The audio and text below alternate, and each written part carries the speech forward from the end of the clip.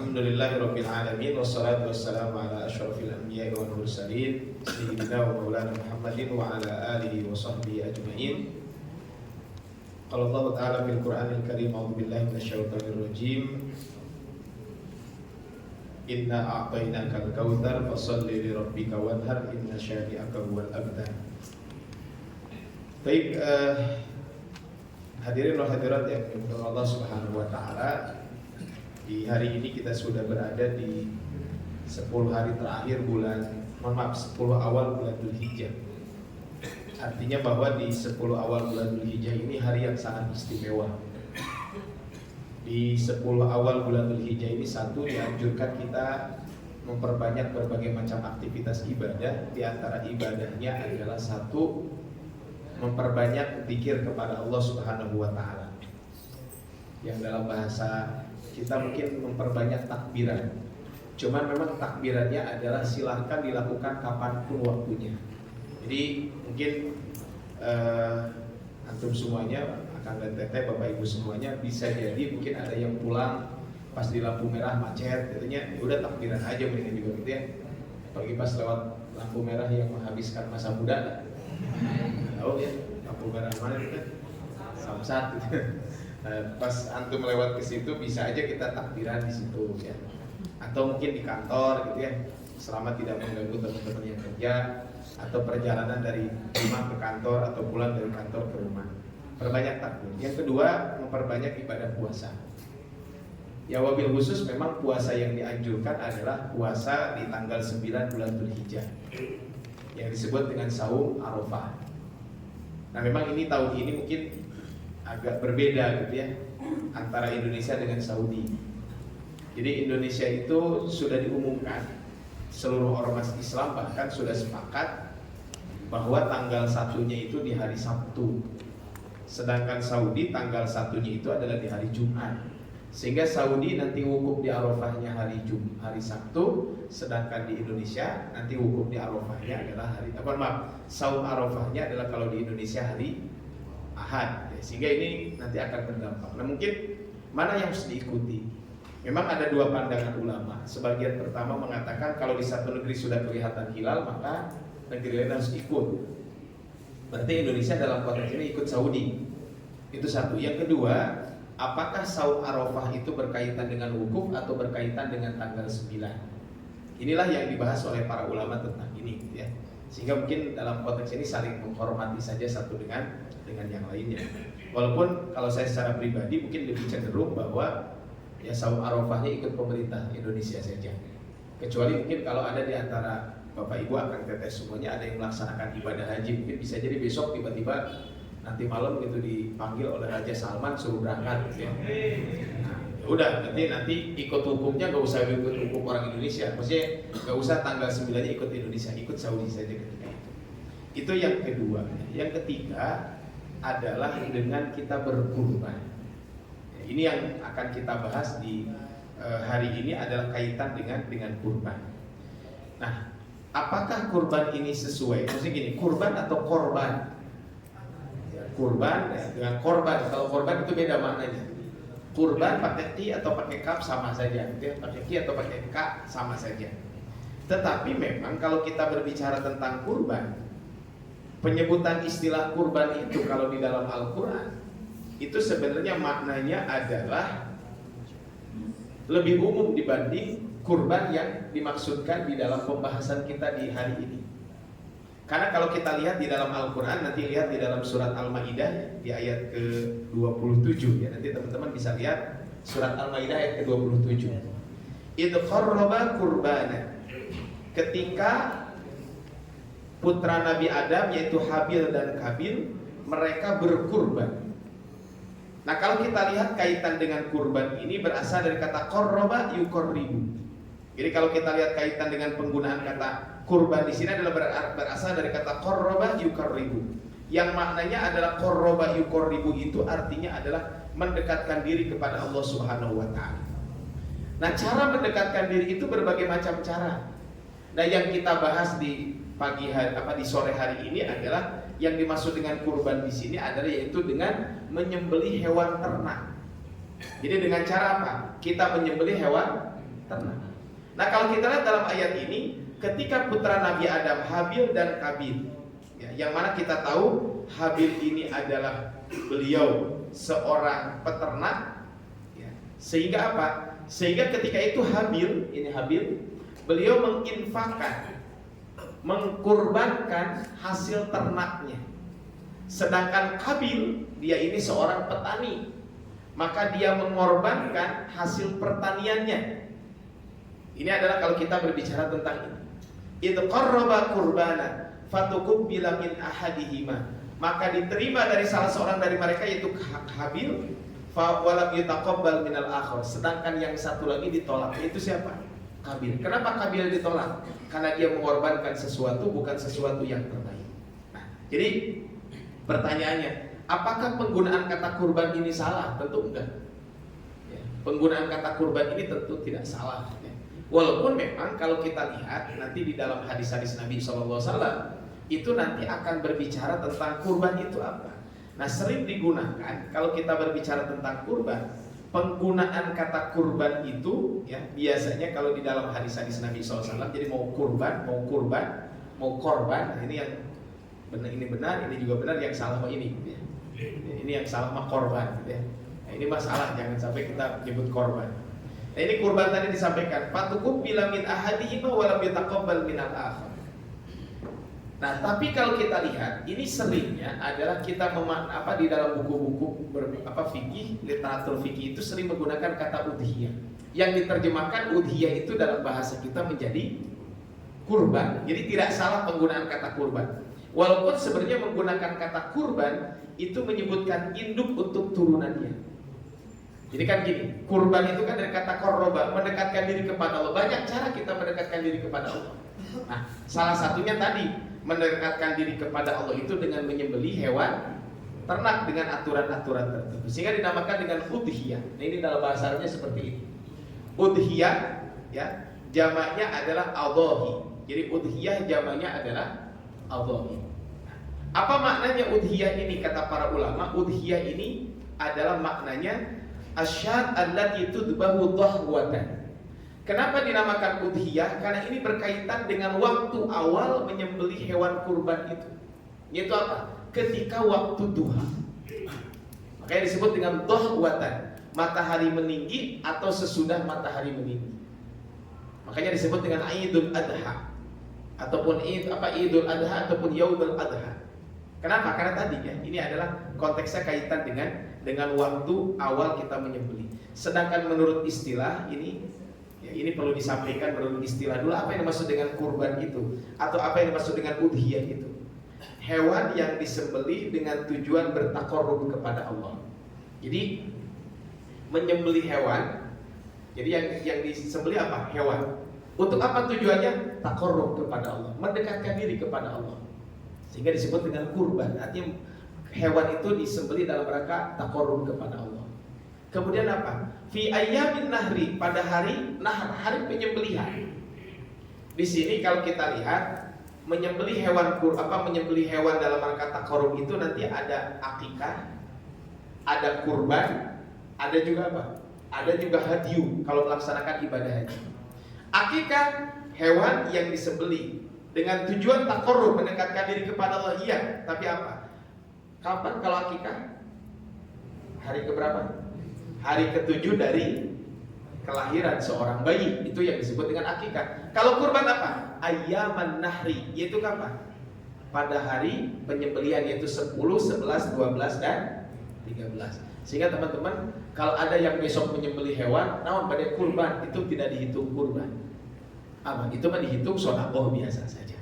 Maka apa kemudian apa? Bisyara'id makhsusah, dengan syarat-syarat tertentu. Jadi kurban itu ada syaratnya. Nanti akan kita bahas kaitan dengan apa? Kaitan dengan syarat-syarat kurban ini. Jadi ini adalah kalau kita berbicara tentang kurban ini. Jadi kurban itu, jadi sekarang kalau kita berbicara tentang kurban, maknanya lebih luas.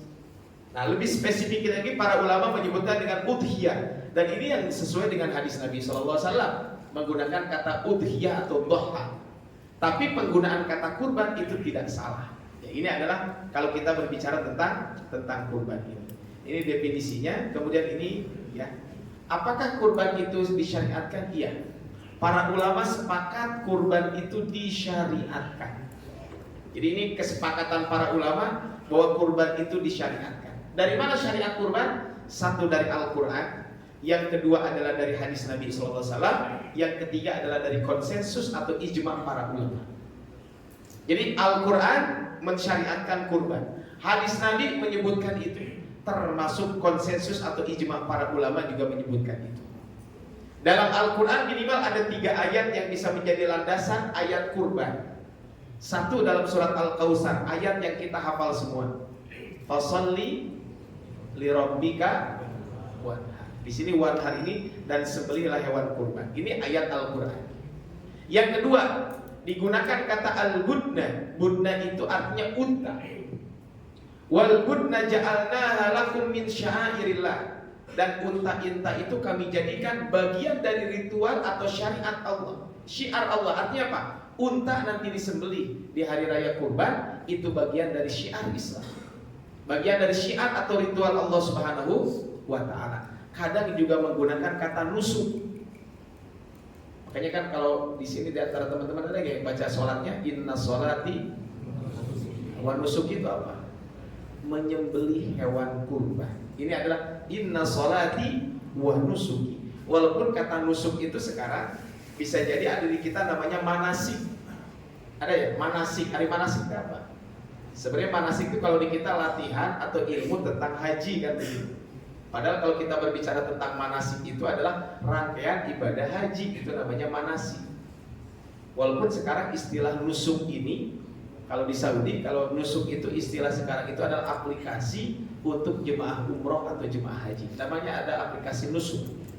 Jadi aplikasi nusuk itu adalah kalau mau ke Raudhah bagi jemaah umroh itu harus pakai aplikasi. Namanya aplikasi nusuk. Jadi nanti kita daftar tanggal berapa ada yang kosong, jam berapa, kemudian apa nanti kita daftar, itu namanya aplikasi nusuk. Termasuk jemaah haji sekarang yang melaksanakan ibadah haji itu nanti mereka pakai ID, ID-nya itu ada barcode-nya. Nah itu barcode-nya itu adalah nyambung ke nusuk.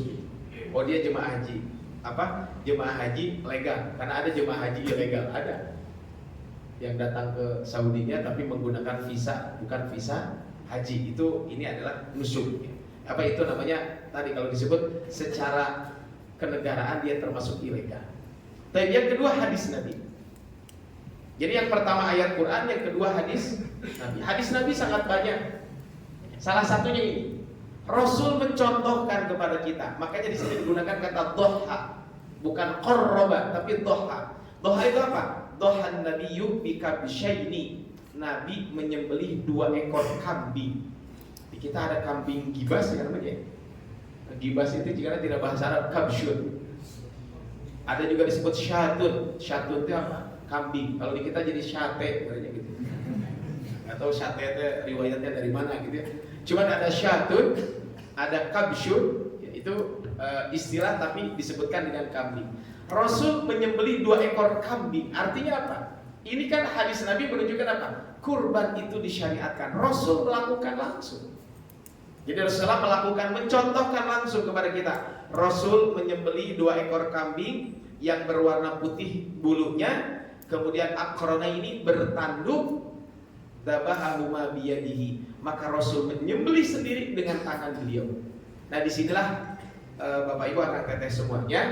Kalau mau kurban itu memang ya, lebih utama kalau kita menyembelih sendiri. Sini ada ibu-ibu di belakang ya? Ada ya? Ada ibu-ibu? Nggak ada? Oh nggak ada ya? Mungkin yang hadir online nggak ada? Ada ya? Nah ada pertanyaan, Ustaz, kalau kurban yang menyembelihnya ibu-ibu boleh nggak? Boleh. Bisa gantian profesi gitu ya. Kan biasanya nyembelih bawa nungantongan malastikan ibu-ibu. Nah di tahun akhir apa diganti? Nu mencit ibu-ibu nungantongan bapak-bapak boleh apa? Jadi tidak ada syarat menyembelih itu adalah seorang apa jenis kelamin, enggak, laki-laki perempuan boleh. Yang penting dia seorang muslim. Ya, muslim yang berakal. Ini adalah akrona ini. Dabahauma biyadi wasamma wa kabbara. Sambil mengucapkan bismillah dan bertakbir, wa wada'a rijlahu ala sifahihima. Dan beliau meletakkan kaki beliau di atas pangkal lehernya. Ini disebutkan dengan dabaha. Zabaha itu menyembelih binatang ternak dengan cara dibaringkan binatang ternak itu. Itu namanya zabaha. Kalau menyembelih sambil berdiri apa namanya? Namanya aqarah. Kalau akan teteh semuanya baca surat Asy-Syams, idh ba'atha faqala lahu Rasulullah naqatallahi wa suqiyaha fakadzabuhu fa'aqaruha. Nah, aqaru itu adalah itu menyembelih unta, itu tidak dibaringkan untanya, tapi untanya sambil berdiri. Inilah hikmahnya ya. Kabayang itu nya lamun muncit onta, ontana kudu dibaringkan seperti sapi. Eta kumaha kan panjang unta ya seperti itu.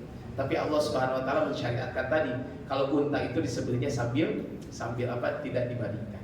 Kemudian hadis Nabi sallallahu alaihi wasallam, man kana lahu sa'atun, siapa yang memiliki kelapangan, walam yudhi, dan dia tidak berkurban. Nah, apa standar kelapangan itu?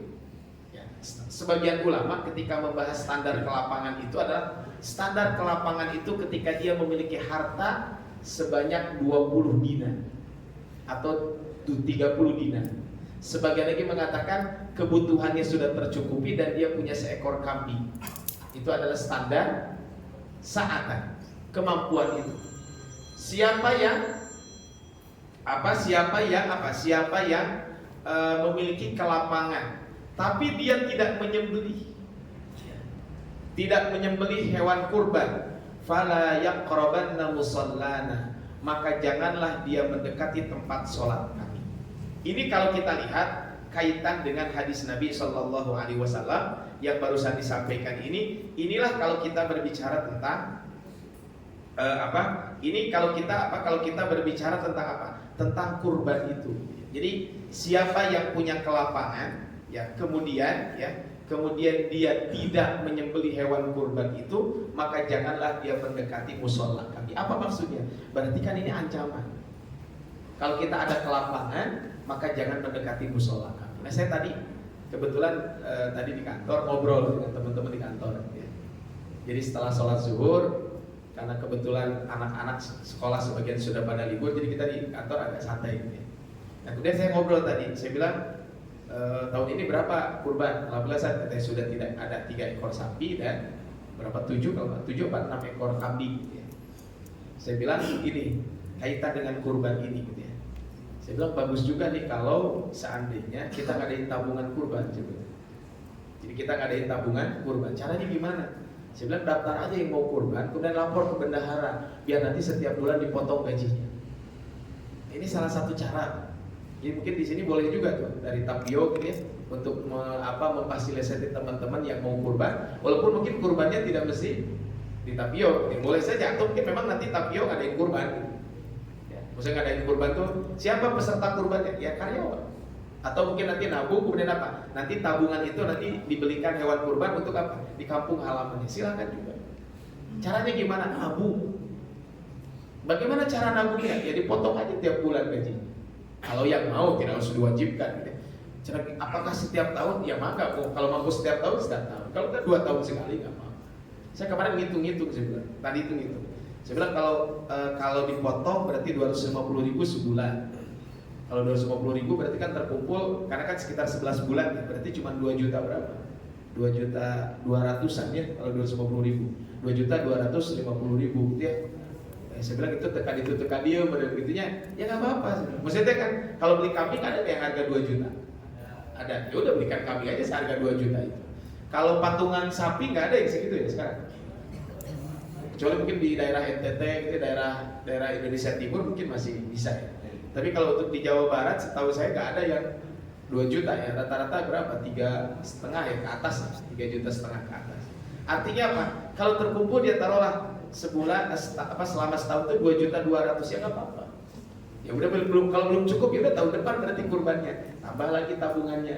Ini kan bisa dilakukan oleh siapa? Mungkin oleh teman-teman aja. Bisa jadi komunitas atau mungkin nanti dikumpulkan di bendahara atau di siapa, silahkan saja. Ini kan salah satu cara apa? Supaya kita bisa berkurban. Nanti kita akan bahas tentang hukumnya. Kemudian yang ketiga, ini ijma atau konsensus para ulama. Jadi para ulama sepakat kaitan dengan kurban ini. Bahwa apa? bahwa kurban itu adalah termasuk disyariatkan, dan itu kurban itu sepanjang masa. Makanya tadi disampaikan, zaman Nabi Adam ada kurban, ada, cuma bentuknya beda. Nabi Ibrahim alaihissalam kan ini menjadi syariat kita. Ketika itu diperintahkan untuk mengorbankan anaknya kan. Akhirnya apa? Kemudian wa fadainahu bidzibhin adzim, dan kami ganti Nabi Ismail alaihissalam itu dengan apa? Dengan seekor kambing. Artinya apa? Tidak jadi disembelih, tapi diganti. Inilah kalau kita berbicara tentang ini. Nah, cuman memang ini hukumnya para ulama berbeda pendapat. Imam Abu Hanifah mengatakan kurban itu wajib. Siapa? Tentu bagi yang mampu. Kalau yang tidak mampu tentu tidak wajib. Tapi mampu bagi yang wajib. Wajib bagi yang mampu. Jadi kurban ini adalah wajib bagi yang mampu. Sedangkan bagi yang tidak mampu ya tentu tidak diwajibkan kaitan dengan kurban. Ini adalah yang disampaikan oleh Al-Imam Abu Hanifah rahimahullahu taala. Dengan dalil apa?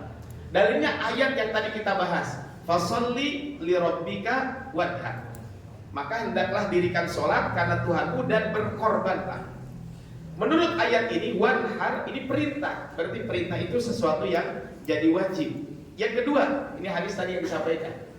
Siapa yang memiliki kelapangan tapi tidak menyembelih kurban, maka janganlah mendekati mushola kamu. Ini adalah dalil bagi ulama yang mengatakan itu wajib.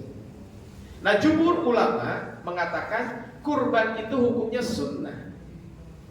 Dari mana dalilnya kurban itu sunnah? Dalilnya adalah ini. Apabila memasuki 10 hari terakhir, 10 awal bulan Dzulhijjah, dan seorang ingin berkurban. Di sini ada ungkapan dan seseorang ingin. Kalau ingin kan bukan satu yang wajib. Makanya kemarin kita sampaikan gitu ya, kadang dalil itu ini wajib, ini sunnah. Bagaimana para ulama menggabungkan dalil-dalil itu. Sehingga apabila memasuki 10 awal bulan Dzulhijjah dan ingin berkurban. Kalau ingin berarti itu bukan satu kewajiban. Sahabat Abu Bakar dan Umar juga pernah tidak kurban setiap tahun. Pernah beliau tidak kurban. Kenapa? Agar orang-orang tidak mengira itu kurban itu adalah wajib. Rasul menyampaikan dalam sebuah hadis, 3 perkara bagi kalian sunnah, bagi saya wajib. Apa itu? 1, sholat witir, itu bagi Rasul wajib, bagi kita sunnah. Nah teman-teman, kalau bisa sholat witir setiap malam. Kalau tidak bisa bangun di sepertiga malam terakhir, minimal sebelum tidur kita witir. Jadi sholat witir itu waktunya panjang, dari sejak sholat isya sampai subuh. Kemudian yang kedua, an-nahru, yaitu menyembelih udhiyah, menyembelih hewan kurban. Yang ketiga, sholat duha, melaksanakan sholat. Ini adalah 3 hal ini wajib buat Rasul, tapi buat kita umatnya adalah sunnah. Walaupun ketika para ulama mengatakan sunnah, para ulama berbeda pendapat. Kalau Imam Malik mengatakan sunnah ain, setiap orang itu setiap tahun dia harus berkurban. Namanya sunnah ain. Ini adalah setiap tahun dia harus berkurban. Tapi kalau dalam mazhab Imam Syafi'i, bahwa nanti ada sunnah ain, ada sunnah kifayah. Sunnah ain itu setiap orang sekali minimal seumur hidup dia pernah berkurban. Tapi kalau sunnah kifayah, setiap rumah itu harus berkurban, walaupun hukumnya adalah sunnah. Makanya inilah kalau kita berbicara tentang hukum kurban itu yang disampaikan oleh para ulama tentang hukum kurban. Ini tadi hadis yang disampaikan, 3 hal wajib bagi saya dan bagi kalian adalah sunnah. Jadi kemudian tadi Abu Bakar dan Umar pernah satu waktu beliau tidak kurban, khawatir itu kurban menjadi satu kewajiban. Ini perkataan Imam Abu Hanifah tadi yang disampaikan.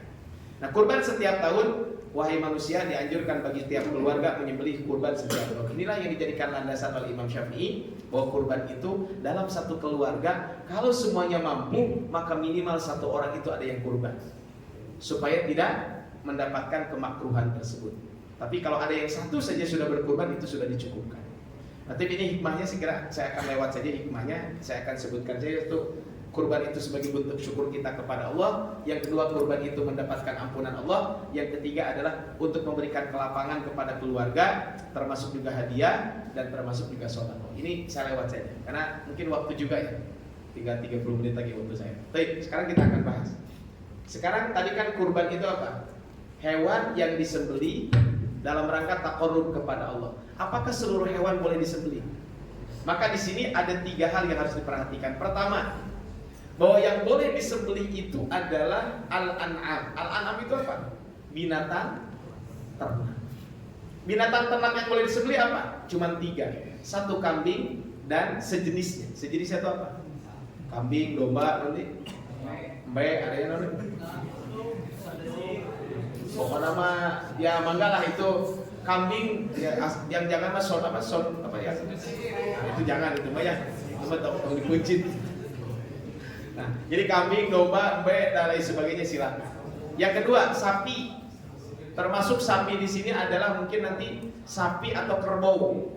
Orang Sunda mah muning gitu ya. Kata orang Bandung muning ya, harusnya munding atau muning. Baik, itu sapi ya. Yang ketiga unta.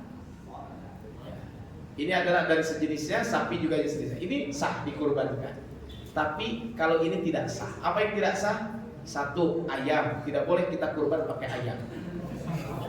Contohnya kia cina domba mah hese gitunya, punya uang 3 juta daripada beli domba beli ayam. 1 ekor ayam 50.000 berarti kan dapat berapa? 60 ekor. Beri kurbannya 30 ekor ayam. Enggak boleh. Kemudian bebek angsa, komo angsana geus dikuali mah ulah gitunya. Beda deh gitu. Angsa dikuali mah beda lagi gitu ya.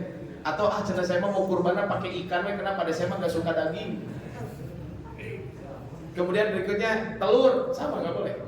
Berkurban pakai enogoy gitunya. Atau berkurban pakai daging. Apa maksud pakai daging? Jadi gini, kurban pakai daging itu udah saya kurbannya mau pakai daging. Udah we kurbannya adalah saya mah tidak akan nyembelih kambing, tapi beli we daging kambing ke pasar, kemudian saya bagikan dagingnya. Itu nggak boleh. Walaupun tentu seharga itu. Coba gini, kan kalau daging domba itu berapa sekilo sekarang? Ada yang tahu? 100 berapa gitu ya? Taruhlah 150 gitunya.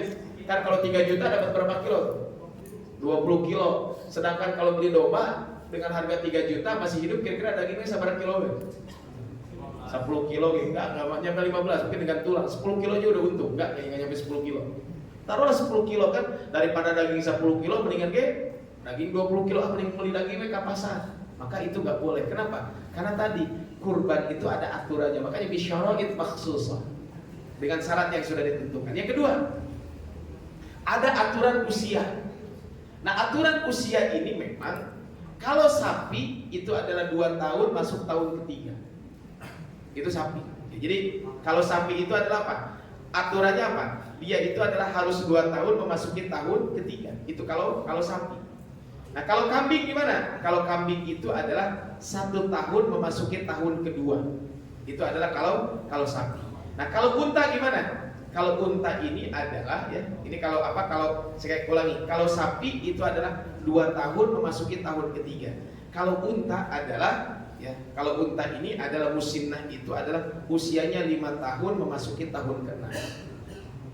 Jadi, nah ini punten nih buat teman-teman yang jadi panitia atau yang mau kurban, pastikan usianya sesuai dengan usia yang disepakati. Itu apa? Kalau kambing minimal 1 tahun. Walaupun ada sebagian ulama mengatakan kambing juga 2 tahun. Ada pertanyaan menarik. Kenapa kok harus musinnah? Kenapa kok harus sesuai dengan tadi harus 2 tahun dan lain sebagainya? Karena musinnah dalam hadis berkaitan dengan kelayakan badan yang daging yang ada pada jenis hewan itu sendiri. Maka disebut dengan musinnah di sini. La tadbahu illa musinnah. Janganlah kalian menyembelih hewan kurban kecuali yang musinnah. 2 tahun masuk tahun ketiga. Ini adalah kambing, itu adalah 1 tahun masuk tahun kedua, sapi 2 tahun masuk tahun ketiga. Jadi gini, kalau seandainya kita ke tukang jagal, atau emang ke tukang jagal, ke tukang jualan hewan kurban, ditanya Pak ini usia berapa tahun? 1,5 tahun. Kalau usia 1,5 tahun berarti apa? Ya berarti kan walaupun dia sapi besar gitu ya, maka itu tidak sah untuk dikurbankan. Kenapa? Karena dia belum sampai usia minimal. Itu ya. Jadi pastikan usia minimal ini. Terus nanya, Ustaz, apakah harus pakai akte kelahiran? Gak usah juga ke Dukcapil gitu ya, dicek gitu ya, tahun sabaraha gitu, gak usah. Nah yang ketiga, nah ini, kalau kita menyembelih hewan kurban, itu yang ketiga adalah tidak boleh cacat. Cacat yang terlarang itu ada 4 yang disampaikan di sini. Pertama, ada 4 cacat yang tidak boleh pada hewan kurban. 1, buta yang jelas kebutaannya, itu gak boleh. Ini kambing atau sapi yang jelas kebutaannya. Gimana kalau kambing atau sapinya minus kelihatannya, atau rabun jauh gitu, nggak apa-apa. Nggak usah dicek ke dokter mata, nggak usah gitu ya. Dan percuma tuh kambing kita maca A, B, kita apa. Maksudnya gini, buta yang memang butanya jelas gitu. Nampak kelihatan buta. Yang kedua, wal maridatul bayyinu maraduha. Yang kedua adalah kambing, sapi atau unta yang sakitnya itu nampak. Kan biasanya kalau binatang sakit itu kan satu tidak mau makan, kedua lemes, ketiga biasanya mulutnya berbusa. Apakah perlu dibawa medical check up? Nggak usah juga gitu. Atau nanti jadi mahal di medical check up-nya. Tapi yang nampak saja kelihatan. Yang ketiga adalah pincang yang tampak jelas pincangnya. Dan yang keempat adalah yang sangat kurus sampai tidak punya sum-sum tulang. Ini kenapa Bapak Ibu ada kaitan dengan apa, dengan syarat ini? Karena tadi sekali lagi adalah syarat ini kaitan dengan kelayakan sebuah hewan yang akan kita sembelih.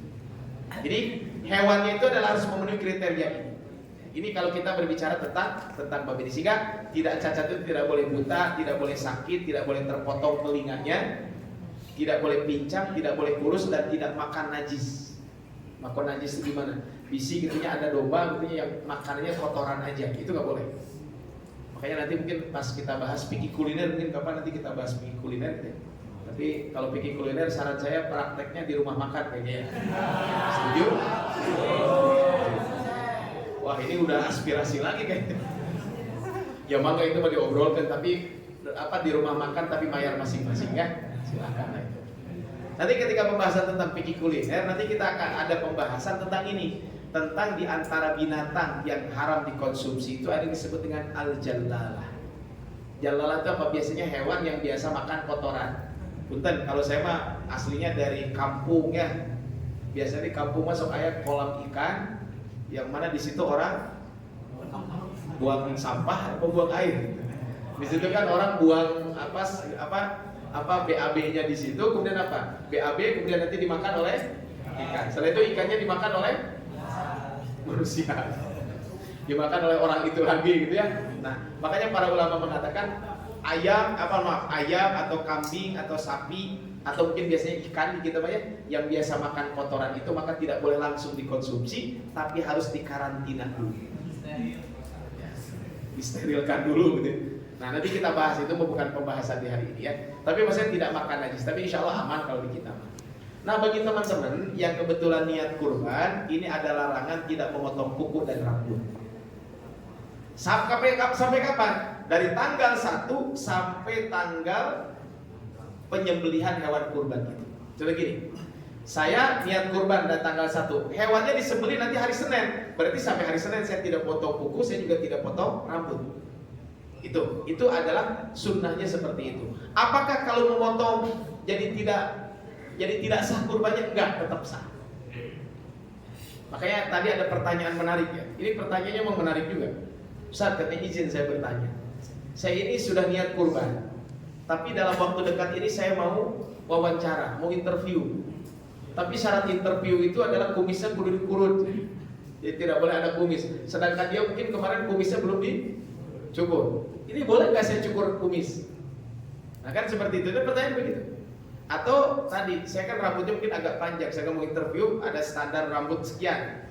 Nah sebenarnya boleh atau tidak boleh? Ya idealnya jangan, karena itu walaupun sunnah tetap dianjurkan tidak dipotong. Walaupun apa? Seandainya memang harus dipotong, ya sebenarnya tidak masalah gitu ya. Dan itu bukan satu syarat sah dan lain sebagainya.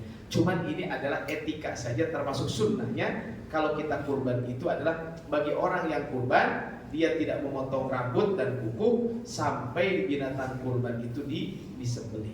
Ini adalah kaitan dengan bab ini. Nah ada pertanyaan ya kaitan dengan ini, kenapa kok sampai kita tidak boleh memotong kuku dan memotong rambut? Pertama adalah tentu ini adalah memang perintah dari syariatnya seperti itu. Perintah dari syariatnya adalah seperti itu. Tapi memang ada sebagian ulama yang menyampaikan di antara hikmah yang bisa diambil, bisa di antara hikmah pelajarannya adalah apa?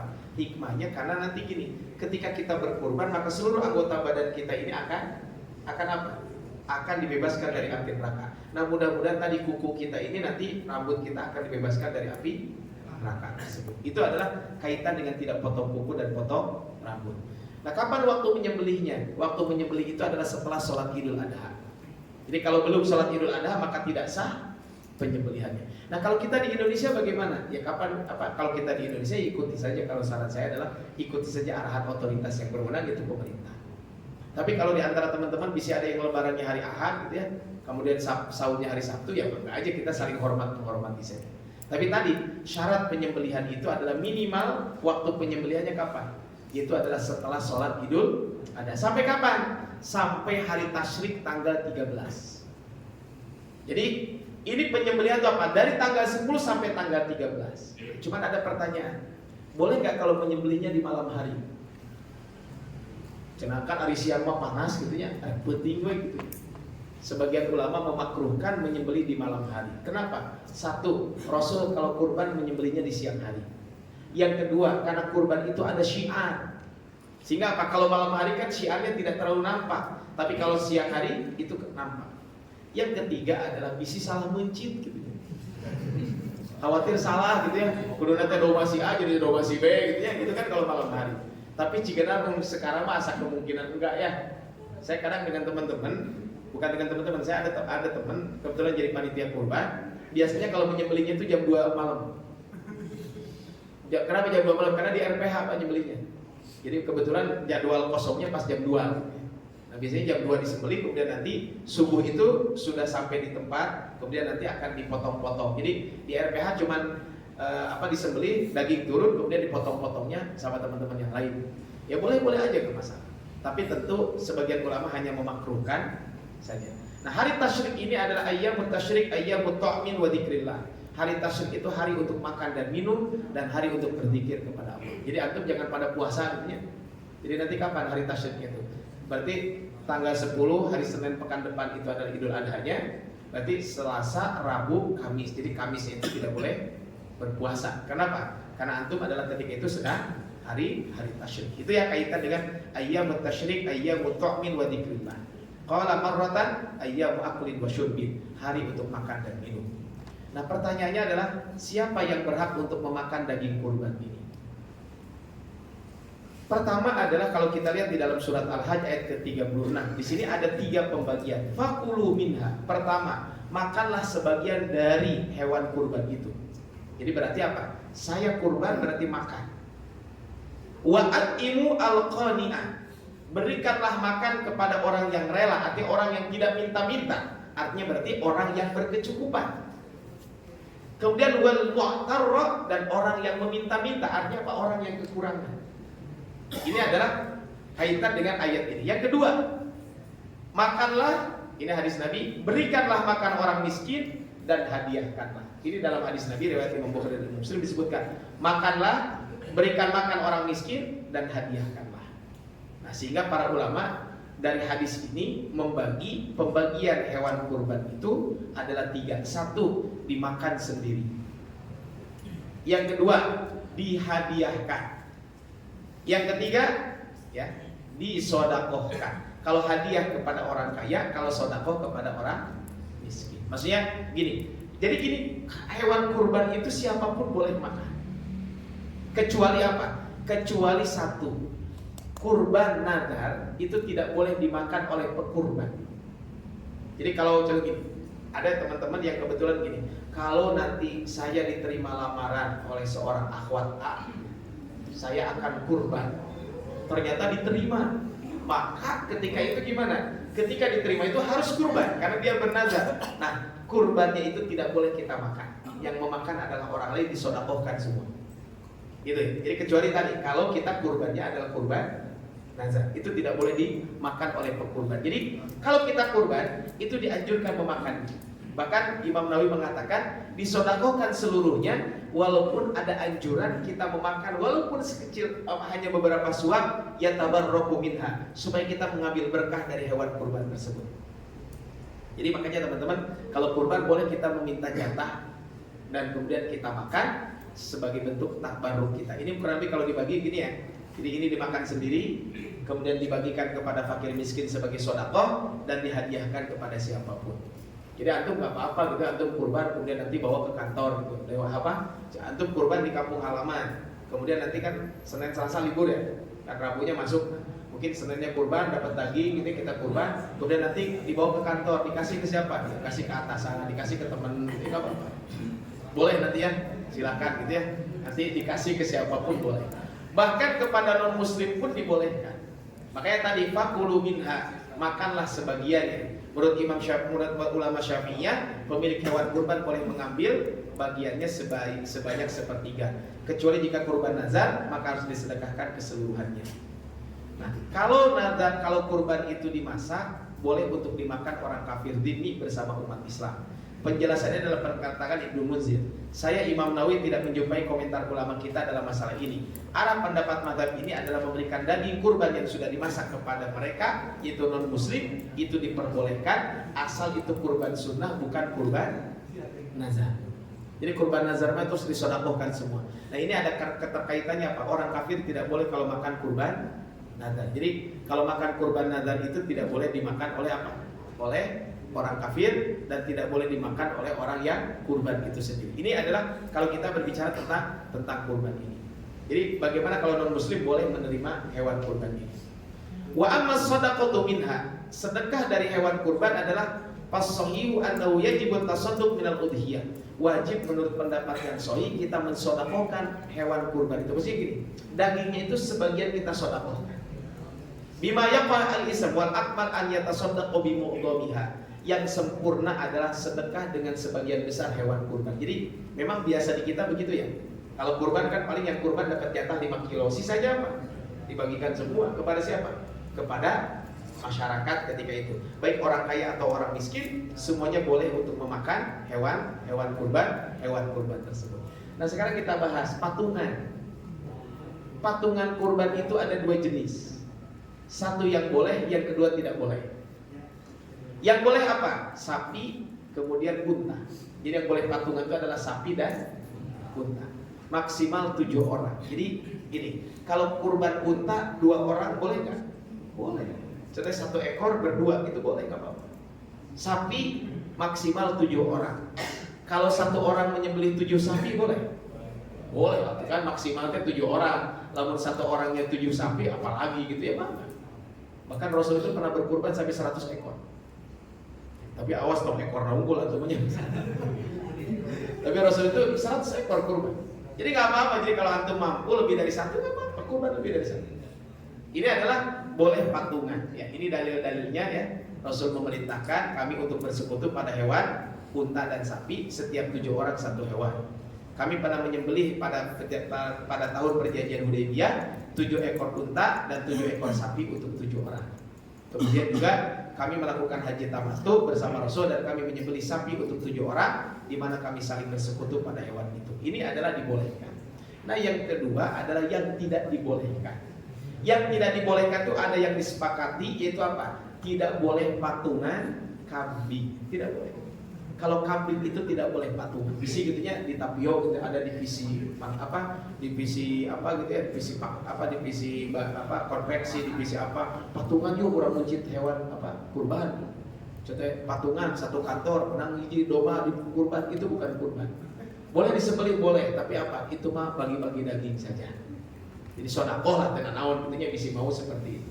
Tapi kalau patungan kurban kambing itu patungan tidak dibolehkan. Ini sudah disepakati oleh para ulama. Nah, ada yang diperdebatkan oleh Imam Malik. Sebagian ulama dalam mazhab Maliki mengatakan sapi dan unta itu tidak boleh patungan. Tapi tentu adalah pendapat yang paling kuat wallahu alam, sapi dan unta boleh patungan, tapi kalau kambing tidak boleh patungan. Jadi kalau lebih gambarnya begini mungkin Pak ya. Kan patungan itu kalau ada orang patungan kurban itu nilainya sedekah. Jadi kalau ada orang yang patungan kurban berarti nilainya apa? Dia nilainya hanya bersedekah saja. Nah, ini contohnya gini Pak. Kan ini biasanya kan di sekolah, di kantor atau di mana patungan kan? Patungan 1 orang berapa gitu ya. Kemudian terkumpul uang, kemudian setelah itu diberikan hewan kurban, maka itu adalah namanya patungan kurban. Bagaimana supaya menjadi pahala kurban? Bisa nggak? Bisa. Contohnya ini patungan. Dari patungan ini kemudian diberikan hewan kurban. Nah kemudian ini disedekahkan kepada 1 orang, itu boleh. Kalau antum gini, contohnya di divisi A gitu ya, patungan bertujuh, dapatlah 1 ekor kambing. Kemudian setelah itu apa? Aduh, kalau kurban kan nggak boleh nih 7 orang 1 ekor kambing. Maka gimana? Contohnya apa? Ini udah kamu aja yang kurban. Jadi atas nama dia yang dapat pahala kurban, kita dapat pahala sedekah. Tapi mana yang lebih utama, kurban atau sedekah? Yang paling utama itu adalah tetap kurban. Makanya kalau ada orang bersedekah dengan senilai harga kurban di hari raya Idul Adha, maka yang lebih utama adalah sedekah. Yang lebih utama adalah kurban, bukan sedekah yang paling utama. Ini adalah kaitan dengan hewan kurban ini. Nah, syarat patungan yang tadi kambing sapi itu apa? Hanafi mengatakan niat ibadah. Jadi harusnya yang boleh patungan tuh Pak kalau kurban, akikah, dam, dan nazar. Jadi gini, saya buat apa? Contoh gini, ada orang patungan sapi.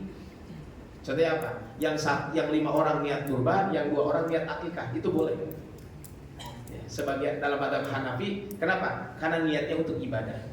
Nah, kalau Imam Syafi'i dan Hambali mengatakan boleh beda niat. Contoh ada yang takarrub, ada yang makan sendiri atau dijual lagi. Jadi gini, ada sapi 7 sapi patungan, baru 5 orang.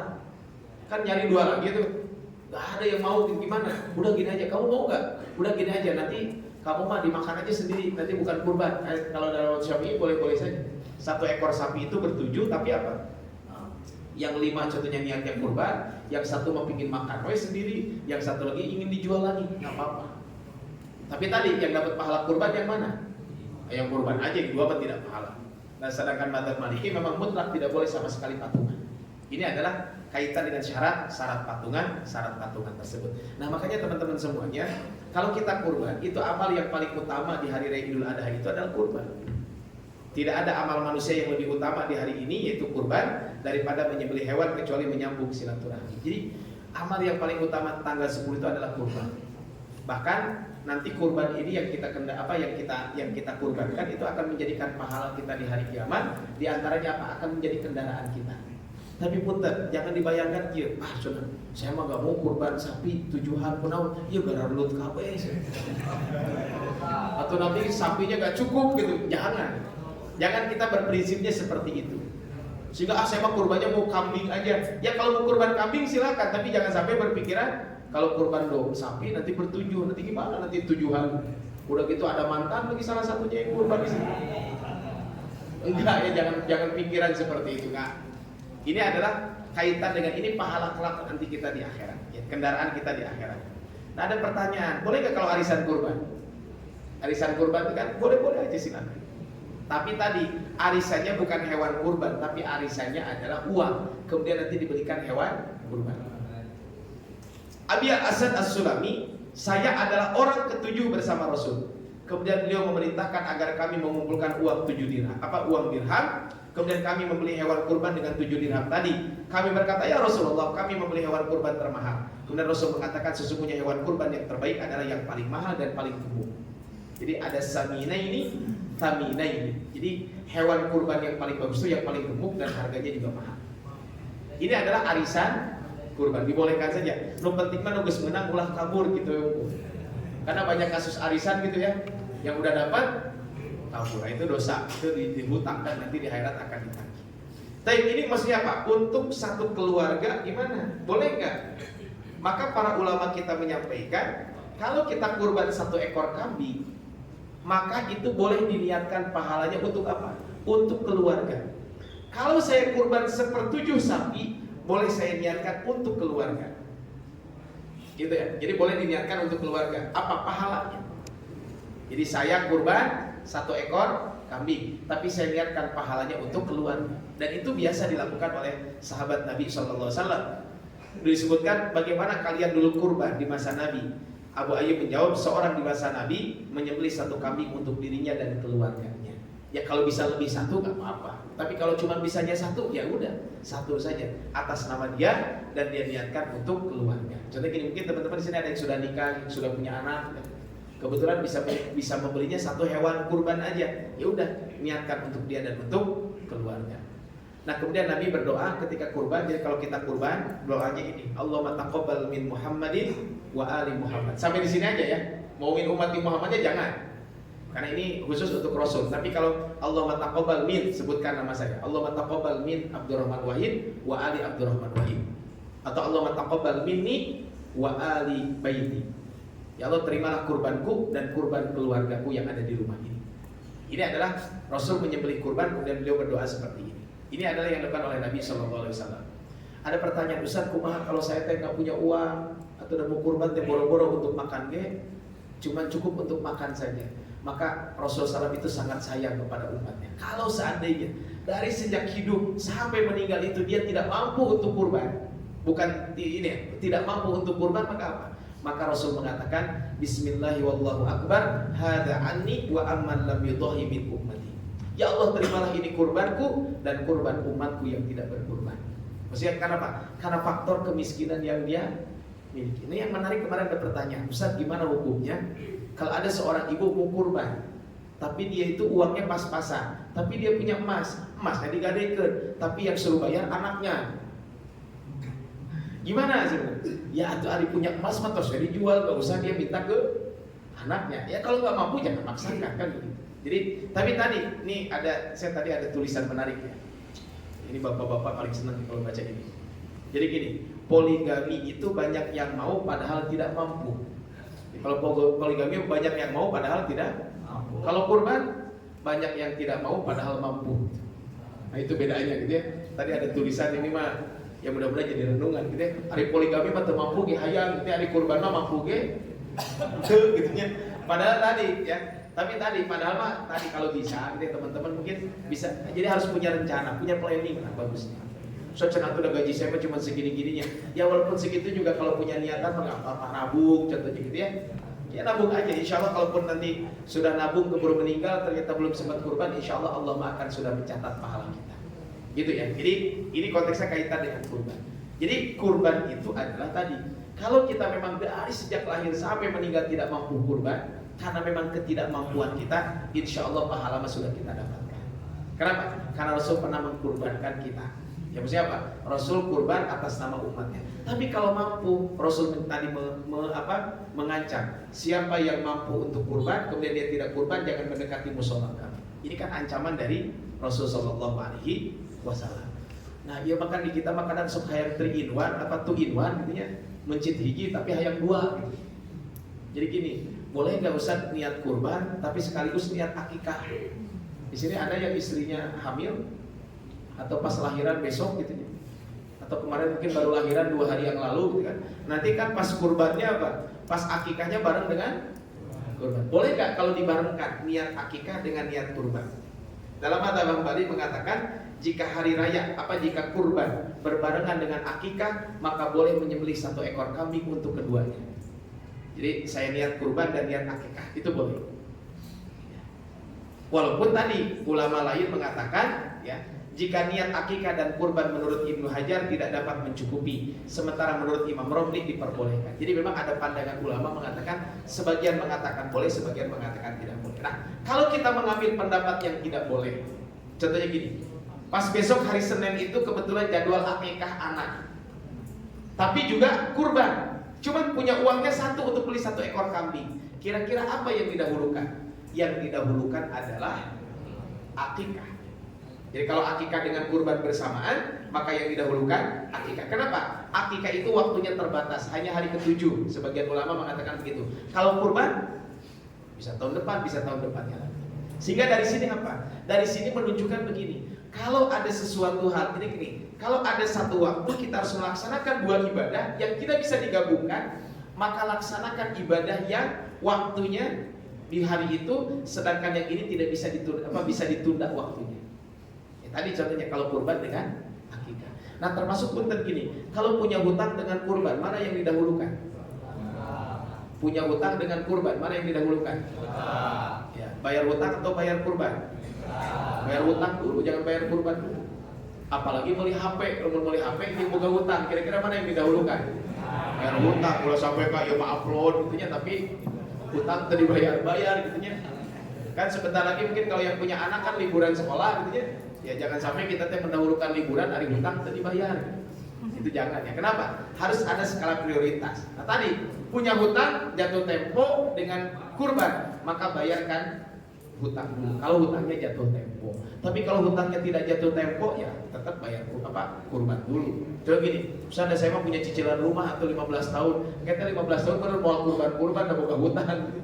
Tapi maksudnya kalau memang bisa diselesaikan, maksudnya gini, ya ada hutang mah itu aja, tidak jatuh tempo itu kan cicil gitu ya. Tapi kan kita kurban nabung juga. Makanya punten buat teman-teman, ini masalah kemampuan kan setiap orang beda-beda. Tapi tadi buktinya gini, kalau kita nyicil motor bisa kan? Bisa. Nah, ada nyicil kurban enggak, nah itu bedanya. Jadi coba dipaksakan gitu ya. Ya mungkin nggak apa-apa. Kalau tahun ini nggak bisa kurban, tahun depan itu nabung. Saya pernah hitung-hitungan tadi dengan teman tadi di kantor. Saya bilang kalau nabung 150.000 sebulan, insya Allah 2 tahun lagi kita bisa kurban. Kan bisa seperti itu. Ini adalah yang bisa kita lakukan kaitan dengan bab ini. Waktunya sudah habis, izin 5 menit lagi lah ya. Saya 5 menit lagi. Pertama, kurban untuk mayit boleh atau tidak? Maksud untuk mayit itu apa? Kurban atas nama almarhum. Memang ada dua pandangan ulama. Sebagian ulama mengatakan boleh dengan dalil bahwa Ali bin Abi Thalib pernah kurban 2 ekor. Satu atas nama beliau, satu lagi atas nama Rasulullah SAW ketika Rasul sudah wafat. Gitu ya. Sebagian mengatakan begitu. Walaupun hadis ini para ulama mengatakan hadisnya lemah. Itu satu. Yang kedua, bagi ulama yang mengatakan kurban atas nama almarhum itu boleh adalah apa? Adalah hadis Nabi. Apa bukan hadis? Dikiaskan kepada sodakoh. Sodakoh itu boleh atas nama almarhum. Nah, sodakoh ini ibadah harta. Kalau kurban ibadah harta, sama-sama ibadah harta berarti boleh dilakukan. Ini adalah kaitan dengan kurban atas nama almarhum. Itu sebagian ulama mengatakan boleh. Makanya Imam Tirmidzi mengatakan sebagian ulama memberikan keringanan untuk menyembelih hewan kurban bagi mayit. Namun ulama yang lain tidak memperbolehkan. Abdullah bin Mubarak mengatakan, saya lebih senang kalau disedekahkan atas nama mayit, bukan disembelihkan kurban atas nama mayit. Jika dikurbankan maka tidak boleh memakannya sedikit pun dan bersedekah keseluruhannya. Nah, di sini catatannya apa? Memang para ulama berbeda pendapat tentang kurban atas nama mayit itu boleh atau tidak. Sebagian mengatakan boleh, sebagian mengatakan tidak boleh. Kalau yang mengatakan boleh, maka kalau kita kurban atas nama almarhum, jangan sampai kita mengambil bagian daging dari hewan kurban itu kita sebagai keluarganya. Contoh gini, saya kurban atas nama ibu saya yang sudah wafat. Kemudian setelah kurban itu gimana? Setelah saya kurban atas nama ibu saya sudah wafat, kan biasanya pekurban suka dapat jatah ya. Saya anaknya ibu saya, uangnya dari saya, dan kurban atas nama ibu, maka saya tidak boleh mengambil jatah itu. Kalau itu jatah pekurban, kenapa? Karena yang kurbannya sudah meninggal, kan ini disebutkan. Kapan saja dibolehkan kurban atas nama mayit? Ketika kami membolehkan kurban atas nama mayit, la yajuzul aklu min hali ahadin, tidak boleh memakannya. Bal yatasaddaqu bi jami'a, tapi sedekahkan semuanya. Li'anal udhiyata waqa'at anhu, karena kurban atas nama almarhum.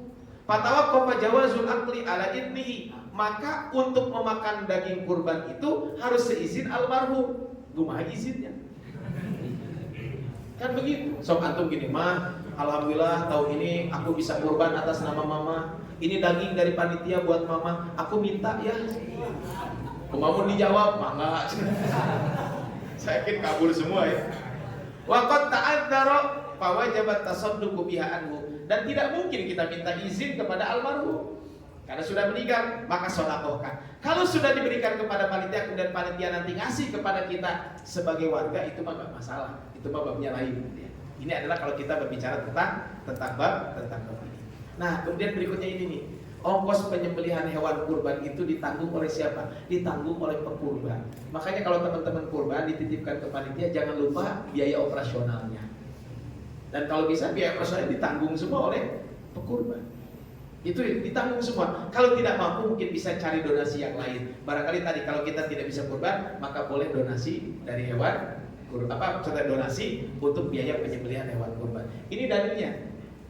Nabi memerintahkan untuk mengurus untanya dan sedekah dengan daging dan kulit serta melarang memberikan upah jagal, bukan begal, ini jagal ya, dari kurban.